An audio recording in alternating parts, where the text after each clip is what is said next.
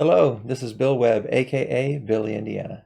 Today I'm going to do an unboxing of After the Empire by Gray Fox Games, a recent Kickstarter that I received. Let's check out what comes in this box.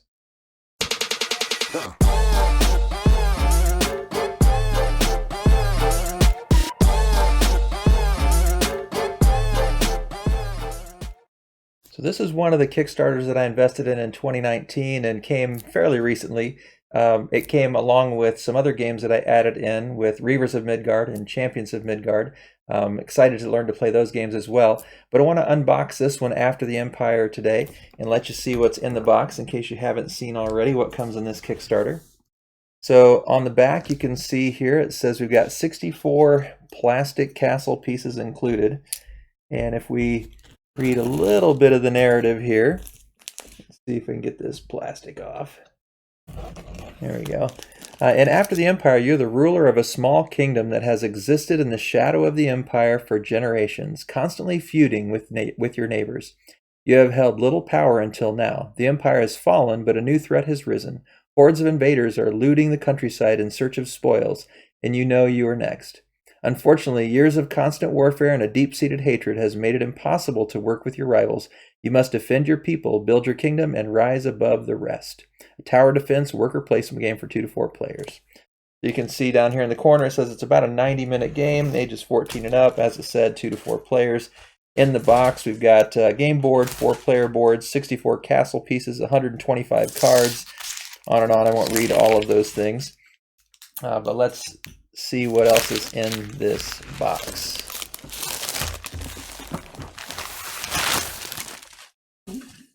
All right, beautiful art on the box, and it is a massive box. Oh, also a couple other things that came with. Let me grab those. In addition to the big box here, we've also got these player mats where you'll be developing your castles. This was part of the Kickstarter as well. Really nice, thick neoprene mats. Holes in them to where you put those pieces for your castle. And then also a little expansion here with a little mini, the Captain of the Guard. There's a card, and then a little Captain of the Guard miniature. I can show that under the close-up camera later when we get to that point. But let's see what's inside this massive box. All right. Well, we've got some nice game trays here, so those look pretty cool. Lids just snap off. Obviously, place to store different parts and pieces. Have to look online and see what's the best way to use those to store the parts and pieces. Got our rule book here, and credits on the back. Looks like it's an 18-page rule book. Has the components, setup information, playing a season. I like the initial impact or the initial visual of the book. Looks like there's quite a few different examples explained as you go through. There's a fair bit of text, but it's not just walls of text, so looks pretty good. And we've got some punchboard materials here. And let's see. Oh, here are the player boards underneath that are the non-neoprene. So here are the player boards just in cardboard if you prefer those over the neoprene versions. Looks like maybe some, it says in-game scoring, combat, maybe some player cards here to help you remember how to work through your turn and what all the different terms mean. Here's the board.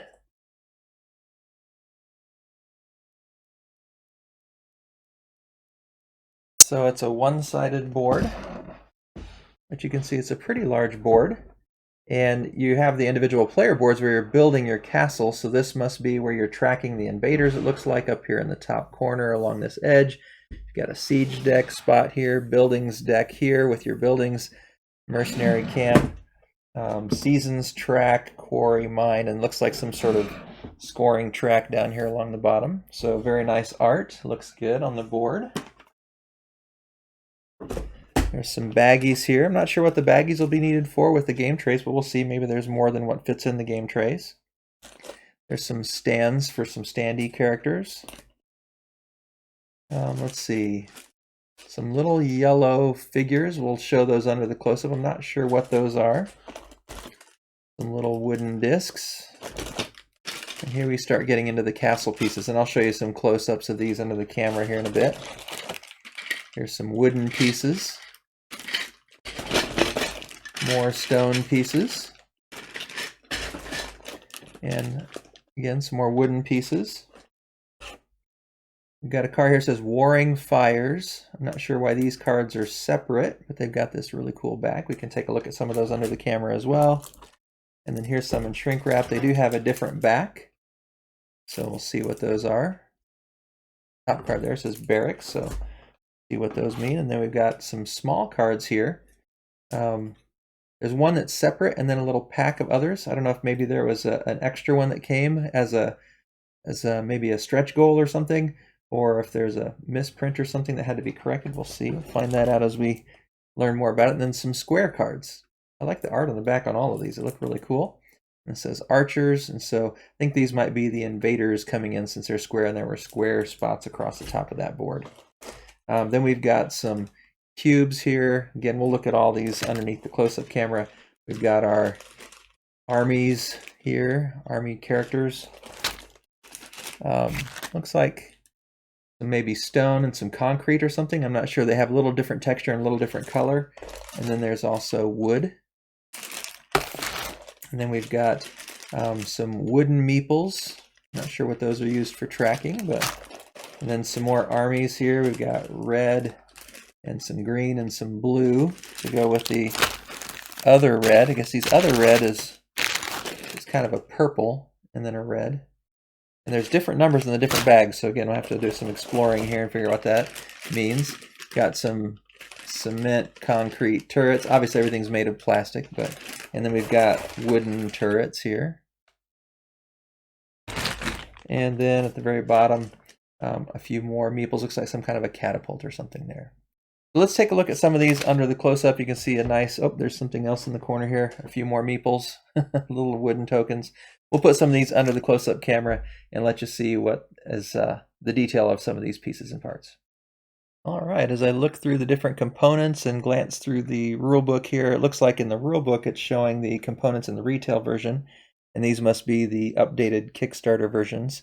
And so I think these are the iron cubes, the little darker ones, and then the stone cubes are the lighter ones, and they definitely have some texture along with the wood cubes.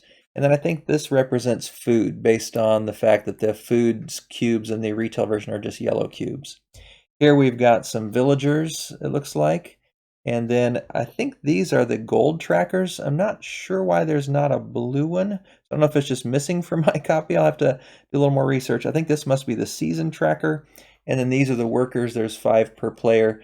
And there's clearly the red, blue, green, and purple players. So that's what makes me think there's probably supposed to be a blue gold tracker is what I'm assuming these are. But those are all the different bits and pieces that are little wooden and plastic tokens.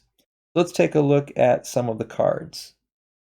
So these are the different cards that come in the game. We've got these square cards with the yellow back that are siege cards. We've got, I think, different kinds of siege mechanisms or strategies. There's trebuchet, siege tower, mangonel, I'm not sure how you pronounce that one, ladders, catapults. So those are the yellow backs. And then the reds are the invader cards. So I won't go through all of them, but there's archers, different kinds of archers, fighting band, lots of fighting band, hordemen, and the infernal army. Boy, that doesn't look good. So those are the invader cards. Then we've got secret objective cards, these nice little purple ones here. And these were the ones that these two, Feed the Hungry and Show Prosperity, were separate. So I don't know if they're to repair or replace ones that are in here for these objectives, or if they were stretch goals, extra objectives that came in the Kickstarter. And then down here, these are the refugee cards. There's 25 refugee cards, so Quarry Dude, Abbess Gertrude, Master Fletcher, Plowman, Carpenter. You can see art's really great on these cards. And looks like every card is different. All right. And then there's the starter refugee cards, which are these 5 with the yellow backs. You've got a ranger, foreman, a ledgerman, noble blade, and ox cart teamster. So those are your starter refugees. And then we've got building cards. You start off with these 4 beginner cards or 4 starting building cards. Barracks. Everyone gets to have barracks to begin the game. And then you can add, apparently, these other buildings. So there's warning fires, tabernacle, thieves market, garrison, chapel, bathhouse. And like I said, I won't show all of them or read all of them, but you can get a little bit of an idea of the art here. Again, really pretty art in my opinion. All right, and so those are the building cards. Now let's take a look at some of the other pieces.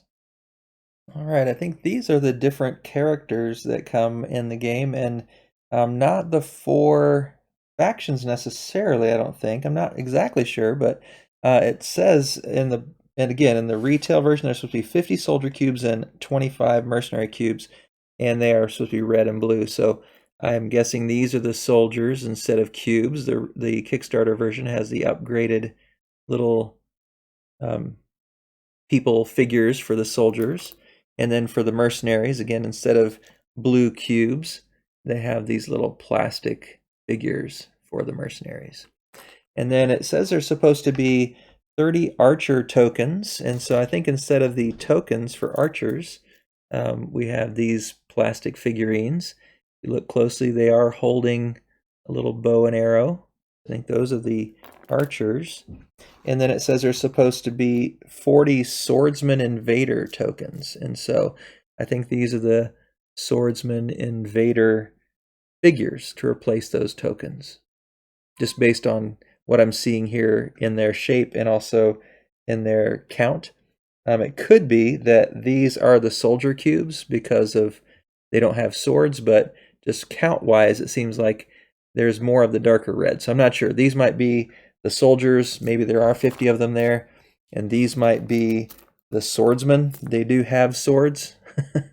But there just are clearly a lot more of these darker red ones. So I don't know if the counts are wrong in the book or if there's just more of them because it's a Kickstarter or what. But those are the different little figurines we have. Now let's take a look at the parts of the castle itself. These are the different castle components. So we've got 4 of the wood walls here, and then there are also 4 of the stone walls. You can see that how they fit, and I think these poke down into the boards, whether you're using the cardboard or the neoprene mats. Those fit down in there. And then these are the stone walls and the wooden walls. And then these are the stone turrets. They fit there in the corners. And these are the wooden turrets that fit there in the corners. And here is what the castle parts would look like if they're put in place. The turrets fit on the corners, and then the different walls and gates fit into the little slots. This is on the neoprene mat. This mat's for the Bluffs of Norden. So you can see kind of how they fit in there. And then the different characters will be fitting in on top of the turrets and on top of the walls and gates and deciding how you're going to defend the attack of the invaders. So there you have it. Those are the contents of the After the Empires game by Gray Fox Games, the Kickstarter version. It appears that the cubes that would be used in the retail version aren't included, that you, in the Kickstarter version, only get those replacement figurines instead. And by the way, I did find that blue crown for, I think, the gold counters. It was just hidden under some bags and things that got mixed up when I was moving things around, so it actually was there. I was a little surprised that the cubes don't come with it, but I'm not really disappointed. I don't know that I would ever use the cubes as long as I have these nice figurines to use. So I'm looking forward to reading through the rules, maybe watching a couple videos and trying to understand how this game works in full detail, breaking out the pieces of the punch board here and trying this game out. It looks like it's going to be a lot of fun. I haven't really done much with tower defense type games before, And this one's just really cool. It's got a nice toy factor with the pieces that you put together for the castle walls and gates and turrets. So very excited to try this one out. Hopefully this was helpful for you to see what comes in the Kickstarter version of After the Empires. If you enjoyed the video, it'd be great if you'd click on the like button down below. If you have questions or thoughts about the game, maybe you've already received yours and already started playing, I'd love to hear what you think about After the Empires. If you want to get notifications of future videos, click on that bell icon, and it'd be tremendous if you would choose to subscribe to the channel. As always, thanks for watching. This is Billy Indiana, signing off.